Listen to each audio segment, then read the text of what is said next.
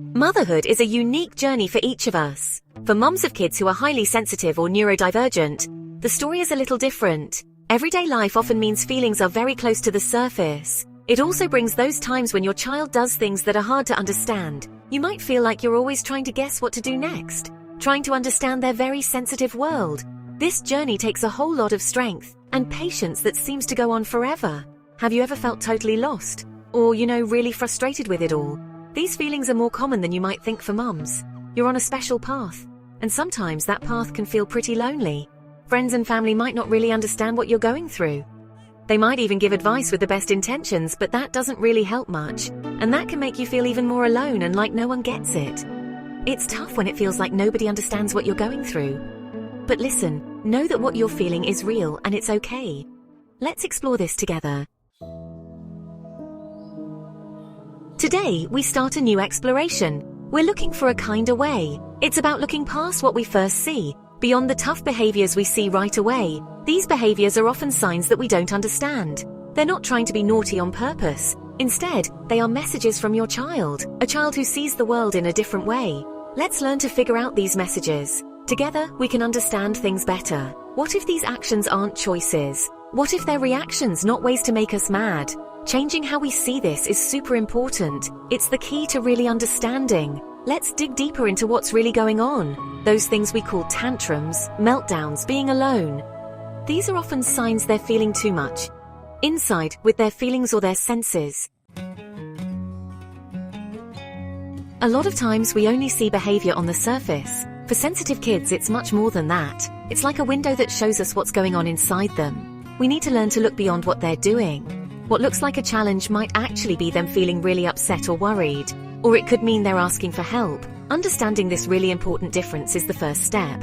It really changes the way we decide to respond. It helps us build bridges and really connect with them. Looking at it this way helps us understand their feelings better.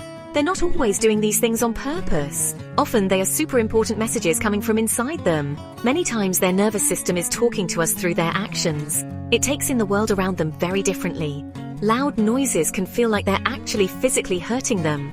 Bright flashing lights can be really overwhelming. They can feel little social signals very deeply and strongly. How they see and feel things is very intense for them.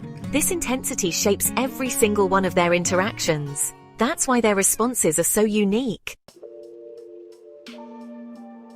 Let's learn more about the sensitive nervous system. It's like a very delicate and perfectly tuned instrument. It takes in more of what's happening around it than average. It also processes all that information more deeply. This is not a flaw at all. It's simply a different way of being present, a unique instruction manual for navigating life. This system picks up on tiny details that others might miss. They experience the world with extra sensitivity. This can be both a gift and a challenge. This deeper level of processing has many effects. It means that information is taken in very intensely. Experiences are felt with an unusual depth. Emotions can be very strong and sometimes overwhelming. Both positive and negative feelings are often magnified.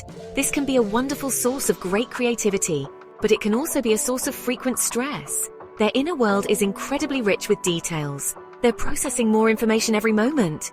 This takes a lot of mental and emotional energy. Beyond labels. Understanding automatic reactions. A lot of times we use easy labels for kids' behavior. He's having a terrible tantrum, we might say, just like that, or she's being stubborn on purpose. But these common labels can actually be quite harmful though, especially when we use them for kids who are highly sensitive or whose brains work a little differently. They make what's really going on inside, which can be complicated, seem too simple. They can stop us from seeing what's really happening clearly. We need to really try to look past these simple words, to find out the real meaning behind their actions. This takes patience and a change in how we look at things. A lot of these tough reactions are actually things they can't control. They're not chosen or controlled on purpose. Think of them more like an automatic reflex, like quickly pulling your hand away from something hot. The child's nervous system sees it as a big threat, or it feels totally overwhelmed by all the sights, sounds and feelings coming in. What they do then is an automatic protective reaction. It's their body trying to protect itself without even thinking, or to get back to feeling balanced inside. The nervous system's complex symphony. Let's dive deeper into these key responses of the nervous system. Imagine your child's nervous system like a big orchestra. Sometimes it plays a soft, gentle and smooth tune. Other times, the music gets really complex and busy. The beat might speed up, the sound can get suddenly louder and sharper. This orchestra is always reacting to the world around it. It responds to what it sees, what it hears, to textures and to feelings. Understanding this inner orchestra is key to understanding your child. It helps make sense of their reactions, which can sometimes confuse us. Their unique tune is always telling us something important. This inner orchestra is made up of many different sections. Each section adds to the piece of music being played. For kids who are highly sensitive or neurodivergent, some sections are more reactive. They might experience certain things as much louder or more booming. What might seem like a background note to others can feel like a loud trumpet blast to them. This means their orchestra is often working harder to stay in tune. It's trying to process a world that feels super loud and bright. This takes a lot of energy and self-control. Their usual level of alertness might just be higher. Understanding the crescendo of the fight or flight response. One of the most well-known responses is fight or flight. This is the nervous system's powerful alarm ringing out loud. It signals that the child feels deeply threatened or overwhelmed. Their body is instantly flooded with stress hormones like adrenaline. This prepares them for quick and strong physical action, to directly confront the danger they sense or to escape from it. It's an ancient survival mechanism, deeply rooted in all of us. For highly sensitive or neurodivergent children, this alarm can be triggered by less obvious threats, like sensory overload, sudden changes, or intense emotions. Their system is wired to detect and react to potential dangers. When a child enters this fight or flight mode, it shows up very clearly. We might see sudden, intense outbursts, often called tantrums or meltdowns. There might be yelling, screaming, or very loud crying. The child might show physical resistance, like hitting or kicking, or they might try to escape the situation or person. This is the flight part, an urgent need to find safety. Fight can also show up as extreme defiance or being very argumentative. The child is, in their own way, fighting against the overwhelming feeling. These behaviors can be very challenging and tough for parents. Recognizing the freeze response. Besides fight or flight, there's another key response, the freeze. This reaction can be much quieter, not as obviously dramatic. However, it's just as an important sign that their system is overloaded. For kids who are highly sensitive or neurodivergent, when they feel a threat that's too much, their nervous system might just shut down. It's like the orchestra suddenly stopped playing right in the middle of the show. A strange and uneasy quiet settles in where there used to be music. This isn't a calm or peaceful quiet, but one that means they're on high alert. Your child might suddenly go very still and not react to anything.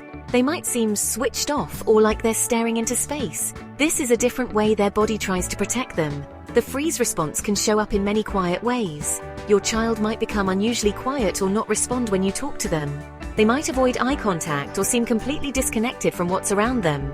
They might seem limp, floppy, or even a bit dazed. Sometimes they might try to shrink down or hide. This doesn't mean they're choosing to be uncooperative or rude. It's their nervous system trying to deal with too much stuff happening all at once. It's like their system pulled the emergency brake. When it's trying to handle too much information, it kind of pauses for a bit. This can easily be mistaken for daydreaming or ignoring instructions. This response happens when fighting or running away don't seem like good choices, or when the danger they feel is just too big to handle. So their nervous system kind of decides to play dead. It's like they're trying to become invisible to whatever is upsetting them. Or it could be a way to save energy during an overwhelming experience. The child isn't choosing to shut down on purpose. Their body is making that decision for them, automatically. Inside, they're on super high alert, even if they look calm on the outside. They're still thinking about the threat, but it's like it's on pause inside. Feeling this way inside can be really, really scary for a child. Noticing this quiet alarm bell is super important for parents.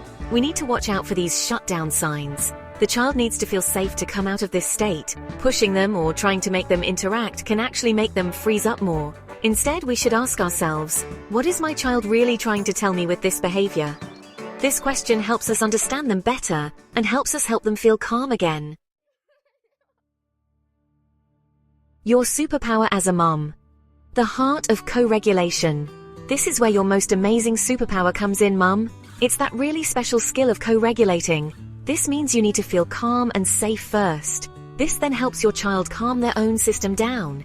It's about lending them your feeling of peace. Your calm nervous system can help their nervous system settle down. This isn't about quickly fixing their feelings. It's about being a steady and supportive presence for them. Being there like that shows them they are safe and understood. Co-regulation is a gentle guiding power.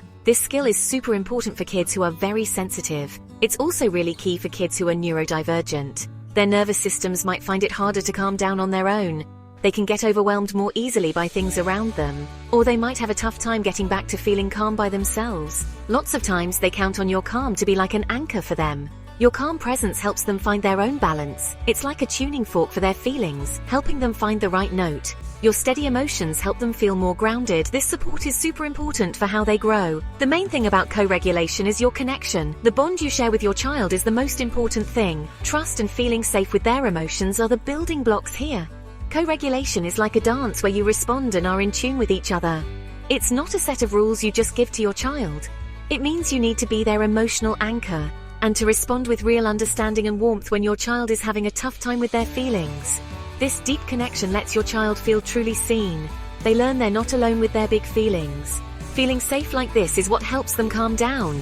Remember, co-regulation is an important skill for you too. It's something you can learn and get better at. It takes really knowing yourself and practicing it a lot. There will be times when it feels super hard. Be patient and kind to yourself too. Every time you're together is a chance to make this skill stronger. The first step is to regulate ourselves so we can regulate our child. Let's think about the airline safety instructions. Put your own mask on first. We can't calm our child down very well if we're overwhelmed. Our own calm is the main anchor they need. If our own nervous system is upset, it's hard to offer them real steadiness. Our child will really pick up on how we're feeling inside. So in that moment, focus on your own emotional balance first. This isn't selfish. It's really, really needed. How we feel has a direct effect on our child. Mum, do you know how you can reach this self-regulation? Especially when you're facing challenging behaviors. Start by taking a few slow, deep breaths. This simple thing can tell your own brain that you're safe.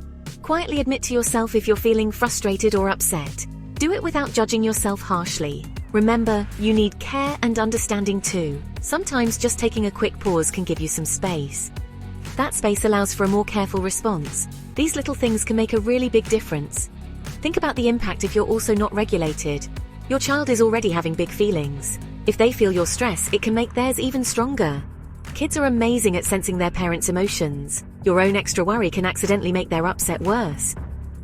It can make them feel even less safe or protected. This can create a vicious cycle of reactions getting bigger and bigger. Stopping this cycle starts with you finding your own calm inside. Your steadiness helps calm the whole situation down. It shows them a way back to feeling calm. Being a role model for self-regulation also has long-term benefits. Kids learn so much by watching carefully. When they see you handle your own stress calmly, they learn that big feelings can be handled. They see you can find calm after the storm. This teaches them really important life skills for their future. It's a powerful unspoken lesson. In self-regulation, you're showing them how to calmly handle their inner world. This is a gift that will help them their whole life long. Your example is truly a very powerful teacher. The art of paying close attention. Your first practical tool. Now let's move on to some practical strategies.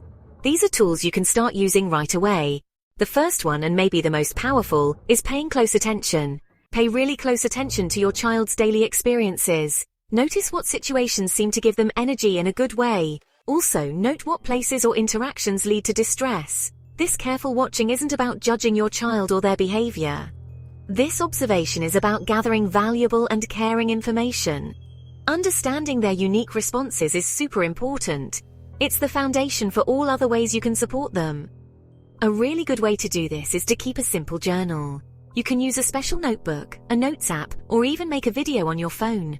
Write down what you see during tricky or challenging times. What happened right before the trouble started? What was the trigger? What was the place like? Was it noisy, with loud music, lots of people or other kids shouting? What specific behaviors did your child show? Dysregulation, and very importantly, what seemed to help them calm down. Even small details can show important patterns over time. This record becomes your personal guide to your child's world. It's a sign of your dedication and care.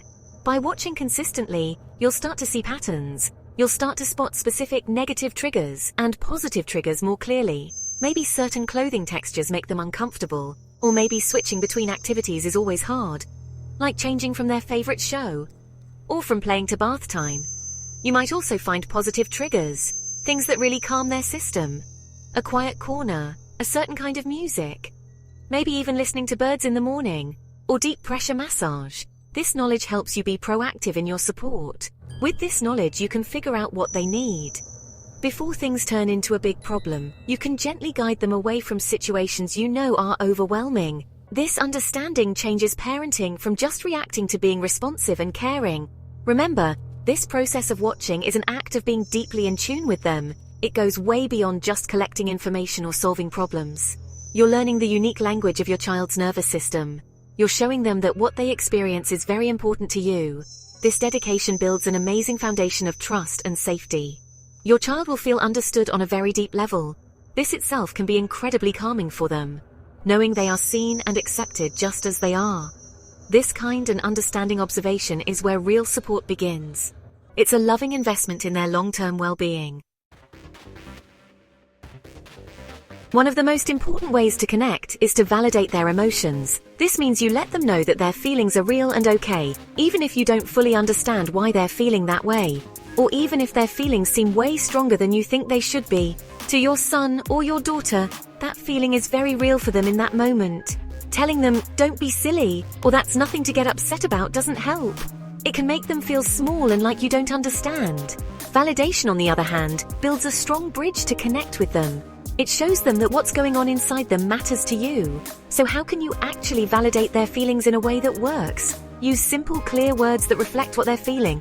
You could say, "I can tell you're feeling really upset right now." Or, "It sounds like that noise was really bothering you." It's okay to feel angry, sad, or frustrated sometimes. This doesn't mean you're okay with every way they act, but you're always accepting the feeling behind their actions. This way of doing things helps your son or your daughter learn to name their own feelings. It teaches them that emotions aren't something to be afraid of, and that they can safely share them with you. Try to focus less on getting them to obey right away, and focus more on truly understanding what your son or your daughter really needs deep down. Your main goal is to help your son or your daughter feel safe and emotionally steady. It's not just about getting them to follow directions. When a child feels understood, they're often more willing to cooperate, and it just happens more easily. Ask yourself, what does my son or my daughter need from me right now? Do they need a hug, some space, or help figuring something out? Looking at it with kindness totally changes how things go. It changes you from someone who just makes rules into a guide who supports them. This helps build a much more positive relationship between you and your child. These ways of doing things, when you use them regularly, have benefits that last a long, long time. They really help build up your son's or your daughter's self-esteem as they grow. They help your child feel safe and able to handle tough feelings. When children feel understood, they get a stronger idea of who they are. They learn that their own special way of seeing the world is okay and makes sense. You're helping them become stronger so they can go through life with more confidence. By understanding their feelings, you're helping set them up to be happy and well in the future. This journey of understanding them better is really rewarding. It makes your connection with them stronger and brings your family closer. This journey is one of deep connection. It invites you to look beyond the surface, to see the child and not just their behavior. You learned about the sensitive nervous system of your little ones, you explored the power of co-regulation, and you discovered practical, consistent, and loving strategies. This approach isn't a magic formula, you know. It's a way of being with your child, a path to a deeper mutual understanding. This nurtures a true bond, one that comes from the heart. The long-term benefits for your child are huge. An empathetic and consistent upbringing nurtures strong self-esteem. It builds a strong foundation of emotional safety. Your child learns that their feelings are valid, that they are deeply understood. This helps them develop true resilience. They can face life's challenges with more confidence. They grow up knowing they are loved no matter what. This positively shapes their future relationships and how they feel deep inside. This path of empathy also transforms your relationship. The bond with your sensitive child will deepen. Trust becomes the foundation of your interactions. You might notice fewer conflicts in your daily life and a home environment that's more consistent, calm, and peaceful. There's immense joy in a true, genuine connection. Understanding your child's world brings you closer. Instead of frustration, genuine compassion comes in. This mutual understanding is something truly precious, and it makes the journey of being a mom or dad more rewarding. This approach takes patience and dedication. For sure, it's not always the easiest path. There will be days that will test your strength, but the rewards are deeply meaningful. They echo throughout your child's life. You're making a lasting investment in them. an investment in their emotional health, and in the happiness of your whole family. This commitment also helps you grow. It's a way of parenting that's truly transformative. This motherhood journey doesn't have to be lonely, especially when you're raising a highly sensitive child or a neurodivergent child. Find other mums who truly get your world. Share your joys, your struggles, your discoveries. There's so much strength found in community. Knowing you're not alone is so powerful. It can make all the difference on tough days. Shared experiences lighten the emotional load. We encourage you to share what you've learned too. Your personal experiences are incredibly valuable. What strategies have worked well for your family? What lessons have you learned along the way? Think about sharing in the comments section. Your story might really resonate with another mom. It might give her just what she needs. A new idea, a feeling of hope, or some comfort. This act of sharing builds a support network. It creates a ripple effect of understanding. When you open up, you help make these experiences feel more normal. You help create a bigger, more caring world. A world that better understands sensitive children and the unique journey of their dedicated parents. If this guide has helped you in any way, please think about sharing it with other mums. Mums who could also benefit from this approach. Those who are on this ongoing journey. The journey of raising a neurodivergent child. Your support helps others feel less alone. In the end, this journey changes everyone involved. Embracing your child with deep empathy changes you. It changes how you see the world around you. It grows your ability to truly connect. Your love and understanding are truly shaping a life. You're helping your highly sensitive or neurodivergent child to truly blossom, to build their self-esteem and feel secure. Dear Mum, keep learning, keep growing, and keep supporting your child. This journey of neurodiverse motherhood, while challenging, is full of self-discovery. It's a testament to unconditional love.